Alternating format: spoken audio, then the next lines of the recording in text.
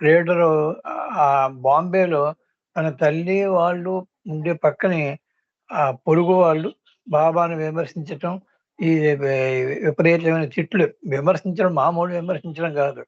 ఇక విపరీతమైనటువంటి తిట్లు తిట్టడం బాబాని. అది ఎరిచి ఈయనెళ్ళి అక్కడికి మీరు నన్ను తిట్టండి, నా తల్లిని, సోదరులని తిట్టండి. ఓకే. మేము భరిస్తాం. కానీ బాబాని తిడితే మాత్రం నేను భరించలేను అని చెప్పేసి అనేటప్పటికి ఆమె మరి కాస్త తిట్టడం. ఆ కోపంలో, ఆ ఆగ్రహంలో ఆయన ప్లీడర్ గారు వాళ్ళకి శపించాడు. మీ కుటుంబంలో సీరీస్ ఆఫ్ డెత్స్ అంటే మరణాలు ఒకదాని తర్వాత ఒకటి, ఒకదాని తర్వాత ఒకటి సీరీస్ అంటే అలా వస్తాయని చెప్పడం. చివరికి ఆమె తప్ప ఇంట్లో అందరూ చనిపోయారు. వితిన్ 1 మంత్, ఒక్క నెలలోనే.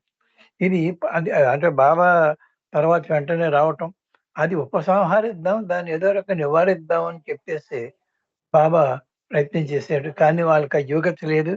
బాబా వచ్చినప్పుడు కూడా బాబాను కూడా అదే రీతిలో తిట్టిందావిడ.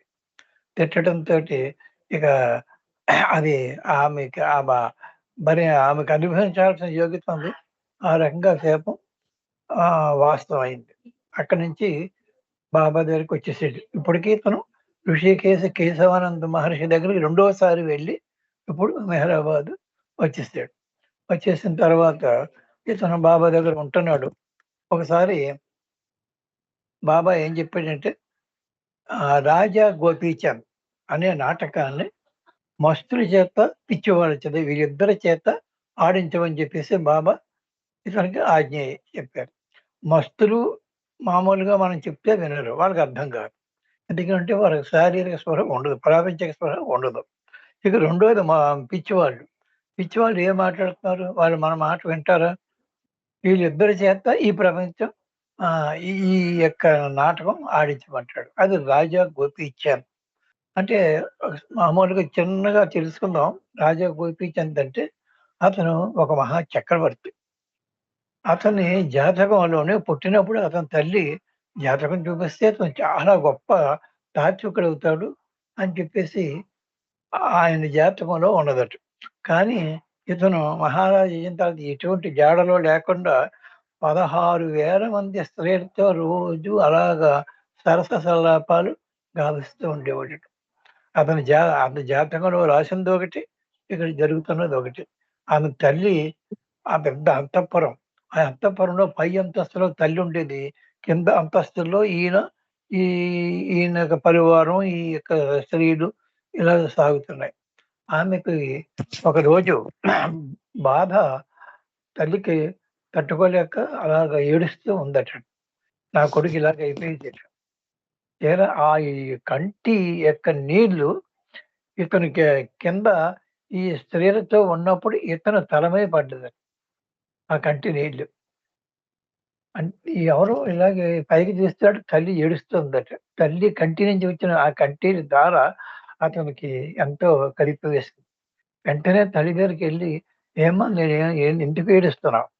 నేను సంతోషంగా ఉండటం నీకు ఇష్టం లేదా? ఎందుకని నువ్వు ఇలాగ ఏడుస్తున్నావు? ఏం తప్పు చేశాను?"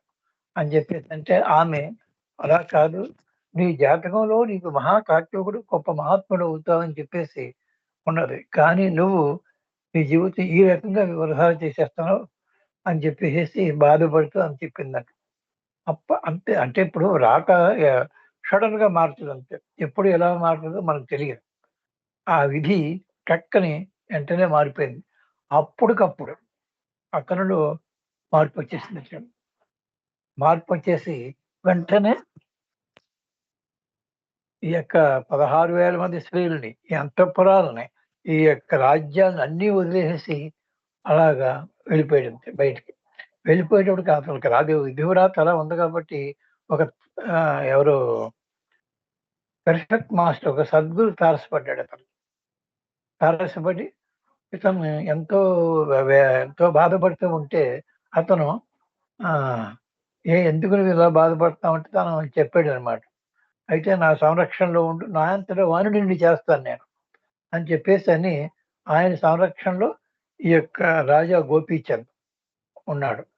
ఏ స్త్రీలకైతే అప్పటి వరకు సరస సన్నాపాలు చేశాడో అక్కడికెళ్ళి ఆ స్త్రీల దగ్గర "అమ్మా భిక్షాం దేహి మాత" అని చెప్పేసి ప్రతిరోజు కూడా భిక్ష తీసుకురామని చెప్పాడు. ఈ 16 వందల మంది ఎంతమంది 16,000 మందో. అంటే చూడండి ఎంత విచిత్రమైన పరిస్థితి ఏర్పడిందో. మన గురువాజ్ఞకి ఇది లేకుండా వెళ్లి అతను ఆ రకంగా అమ్మ భిక్షాందేహి అని చెప్పేసి వాళ్ళ దగ్గరికి వెళ్ళటం. ఆ రకంగా అతనిలో మార్పు అది ఒక క్లుప్తంగా చెప్పుకుందాం. చివరికి అతను ఈ గురువు యొక్క కృపకి పాత్రుడై గురువు అనంతవానుడిగా చేశాడు. అంటే ఆయన రాజా గోపీచంద్ నిజమైన పెర్ఫెక్ట్ మాస్టర్‌గా అయిపోయాడు. తల్లి అసలు ఆ యొక్క జాతకంలో ఏదైతే రాయబడి ఉన్నదో అది ఈవేళ జరిగిందనమాట. ఆ యొక్క స్టోరీని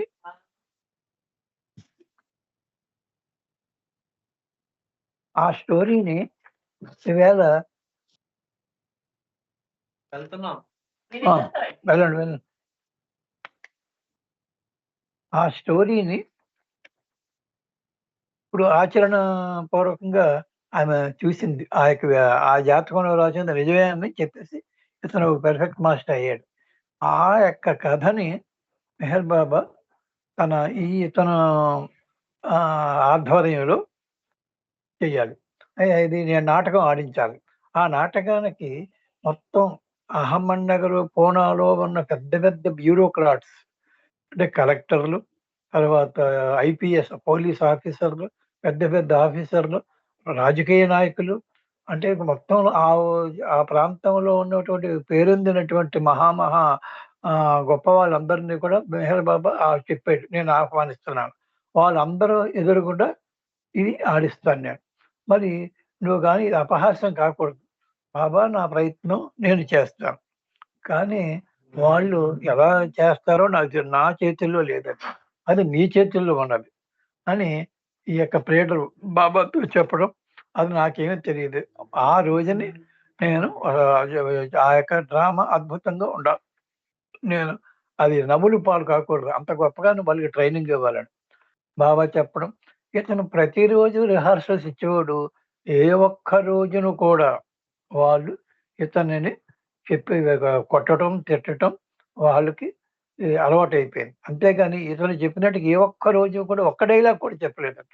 ఇటు పిచ్చివాళ్ళు కానీ, ఇటు మస్తులు కానీ. పైగా తిట్టడం, కొట్టటం. నీ దగ్గర మహా పెన్నిదున్నది.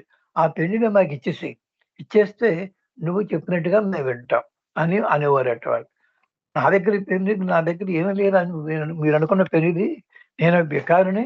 నా దగ్గర ఏమున్నది అంటే, లేదు. నీ దగ్గర చాలా పెద్ద పెన్నిదున్నది.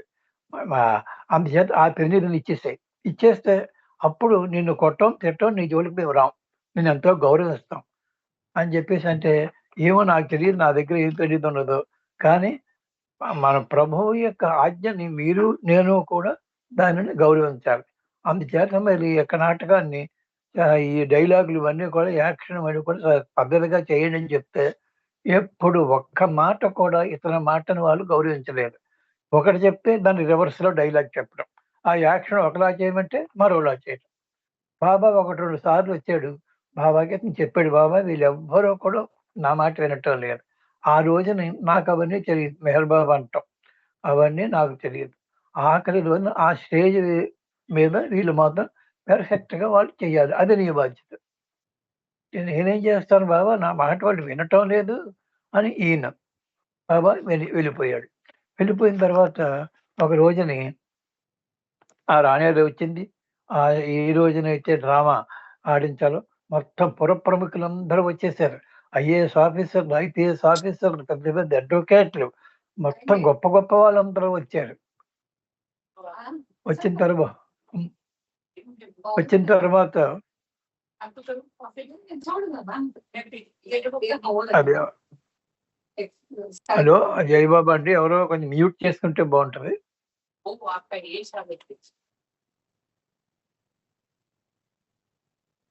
ఆ! ఇప్పుడు ఆ రోజు డ్రామా మొదలైంది. మొదలైతే బాబా ఎదురుగుండా కూర్చున్నారు ఆడియన్స్‌లో ఫ్రంట్ సీట్‌లో. మొత్తం వచ్చిన వాళ్ళందరూ కూడా కుర్చీలు ఎంతో పెద్ద పెద్ద వాళ్ళు వచ్చారు చూస్తున్నారు. కానీ ఆ యొక్క ఎంతో ఎక్స్‌పీరియన్స్‌డ్ యాక్టర్‌లాగా వాళ్ళు ఆ యొక్క డైలాగ్ డెలివరీ కానీ, ఆ యాక్షన్ కానీ ఎంతో గొప్ప నైపుణ్యంతో చేశారటండి. బాబా ఎదురుగుండా ఆళ్ళకి మాటలు కాదు కదా! వాళ్ళేమైనా తేడా చేస్తే బాబా సంగతి తెలుసు కదా! అందుచేత వాళ్ళందరూ కూడా రిహార్సల్స్‌లో చేసినట్టు కాకుండా పెర్ఫెక్ట్‌గా చేశారట. అందరూ కూడా ఆశ్చర్యపోయారట. ఏంటి వీళ్ళంతా పిచ్చివాళ్ళు, మస్తులు ఇలాంటి వాళ్ళు ఇంత అద్భుతంగా చేస్తారా? అని చెప్పేసి వచ్చిన వాళ్ళందరూ కూడా ఆశ్చర్యపోయి చప్పట్లు కొట్టారట. ఆ రకంగా ఆ స్టేజ్ అయిపోయింది. అయితే బాబా ఆ యొక్క డ్రామా అయిపోయిన తర్వాత తెర దింపుతుంటే గబాన్ బాబా స్టేజ్ మీదకి నడిచెళ్ళటం కాదంట. ఈ జంప్‌డ్. అంటే ఒక్క ఉదుకున లోపల పైకి వెళ్ళిపోయి, ఆ పైన ప్లేటర్ మరి ఈ యొక్క డైరెక్టర్ ఆయనే కదా! వెంటనే ప్లేటర్‌ని ఆలింగనం చేసుకొని, అప్పటికే ఎంతో కాలం నుంచి బాబా దగ్గర ఉన్నాడు. ఒక్కరోజు కూడా ఆలింగనం చేసుకోలేదట. That is the first and last ah, ఈ ఆలింగనం అటండి ఆయనకి. అంతకుముందు గాని, ఆ తర్వాత గాని ఇవ్వలేదు. ఎంతో మెచ్చుకున్నాడట. మెచ్చుకొని ఇది అప్పుడు ఇలా బాబా మాటలేమిటంటే, this is my universal stage. ఇది ఈ ఈ డ్రామా ఏదో ఇది కాకతాళీయమో, కాలక్షేపం అనుకోని నువ్వు అనుకోకు. ఈ ప్రపంచానికి సంబంధించినటువంటి డ్రామా ఇది. ఇది నువ్వెంతో అద్భుతంగా వీళ్ళ చేత ఆడించావు కాబట్టి, నీకు నా యొక్క అభినందనలు అని చెప్పేసి బాబా ఆయనకి ఆలింగనం ఇవ్వటం జరిగింది. అయిపోయిన తర్వాత అప్పుడు అయితే తర్వాత ప్లేటర్ చెప్పాడన్నమాట. అప్పట్లో నాకు తెలియలేదు. ఏటి యూనివర్సల్ డ్రామా అంటున్నాడేంటి అని చెప్పేసి. ఈ తర్వాత ఎవరు 'మేరవాన్ మర్చెంట్' చెప్పాడన్నమాట. 4 వీడియోలు చెప్పాను కదా! వేరే వీడియోలో చెప్పాడని. ఈ ప్రపంచంలో ఈ రాజకీయ నాయకులు గాని, ఐఏఎస్ ఆఫీసర్‌లు గాని, ఐపీఎస్ ఆఫీసర్‌లు కానీ, ఆ పిచ్చి వాళ్ళెలా ప్రవర్తిస్తారు, దానికి సంకేతంగానే ఈ యొక్క డ్రామా ఆడించాడు బాబా. తన యూనివర్సల్ డ్రామా, అది యూనివర్సల్ స్టేజ్ అన్నాడు బాబా. దాని అర్థం ఏంటంటే, ఈనాడు మన ప్రపంచంలో ఈ పెద్ద పెద్ద రాజకీయ నాయకులందరూ కూడా ఎంత దుర్మార్గంగా ప్రవర్తిస్తున్నారో, దానికి వాళ్ళ చేత అలాగా ఈనాడు వీళ్ళు ఇలాగా యాక్ బ ప్రవర్తించడానికి మూలమైనటువంటి ఆ స్టేజ్ మీద ఆనాటి డ్రామా అని అది ఎవరు 'మేరవాన్ మర్చెంట్' ఈయన కామెంటరీలో చెప్పుకొచ్చాడనమాట. సో, మొత్తం మీద ఆ రకంగా ఆ డ్రామా అయిపోయింది. అయిపోయిన తర్వాత అంతకుముందు అంటే ఒక్కొక్క సంఘటన మీకు చెప్తాను. ఒకసారి బాబా అన్నాడు, "నువ్వు ఉపాసని మహారాజు దగ్గరికి వెళ్ళు" అని చెప్పేసన్నాడు. బాబా చెప్తేనే వెళ్ళాలి ఎక్కడికైనా సరే. లేకపోతే ఇతర పెర్ఫెక్ట్ మాస్టర్‌లు ఆయన గురువుల దగ్గర కూడా వెళ్ళకూడదు. అది మనకు తెలుసు. సో, ఈయన వెళ్ళమన్నాడు కాబట్టి ఈ కేశవానంద్ సారీ ఈ ఉపాసని మహారాజు దగ్గరికి లీడర్ గారు వెళ్లారు. అక్కడ వెళ్ళేటప్పటికి ఆయన సూర్యోపాసన యజ్ఞం చేస్తున్నాడు. చెయ్యటానికి ఆయన అన్ని సిద్ధంగా ఉన్నాడాయన.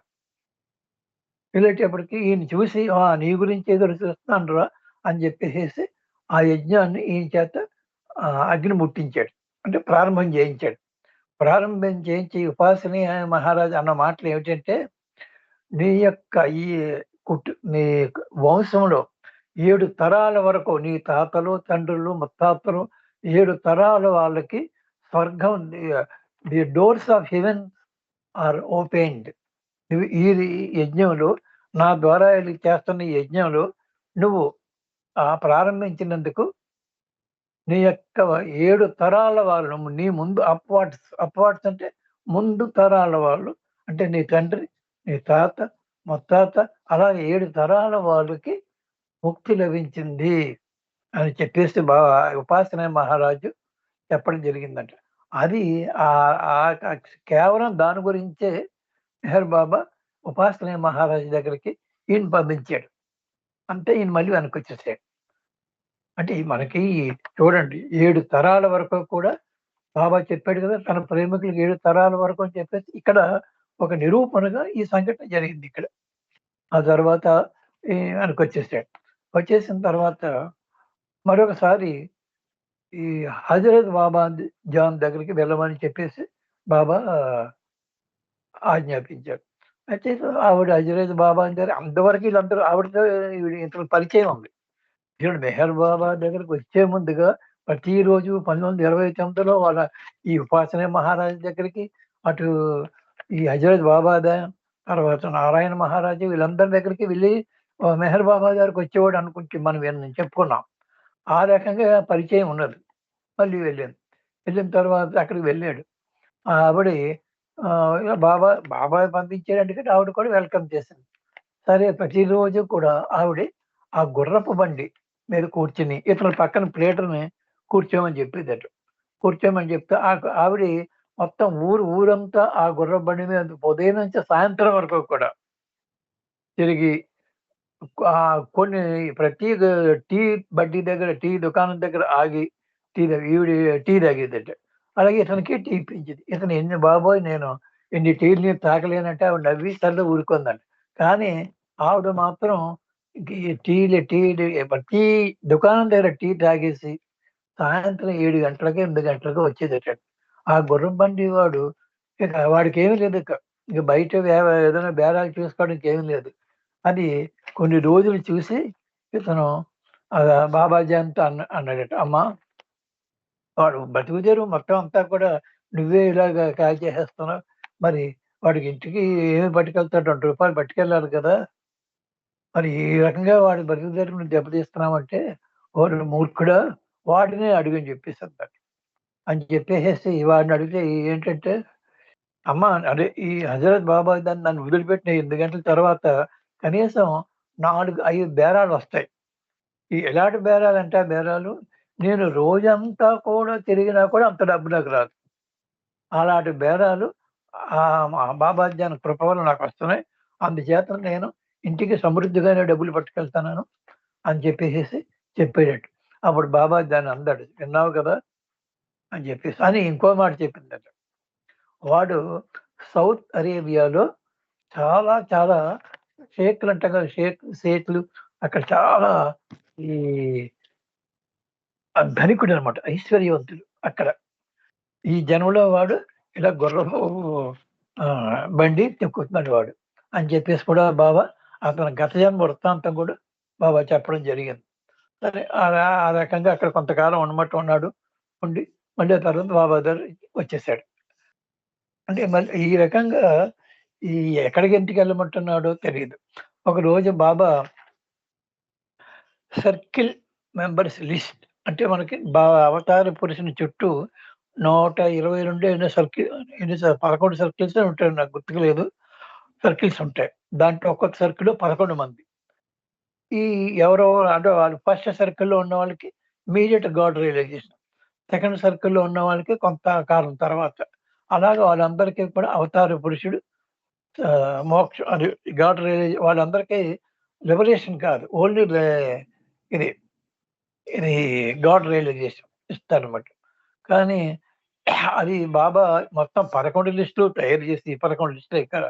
ఈ 11 లిస్టులో అందరి పేర్లు ఉన్నాయి. ఎవరెవరికి దాంట్లో పేర్లు. ఇది చాలా అత్యంత భద్రంగా నువ్వు కాపాడు.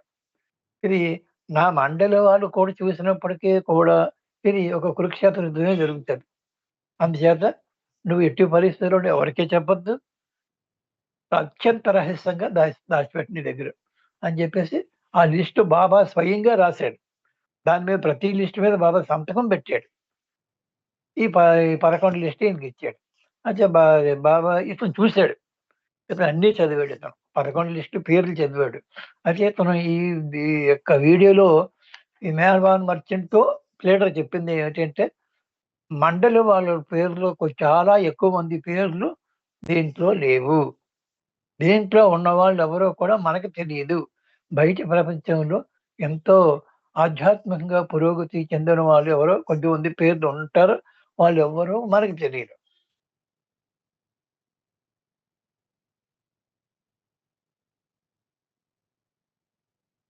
మూడవ లిస్ట్‌లో ఉందటండి.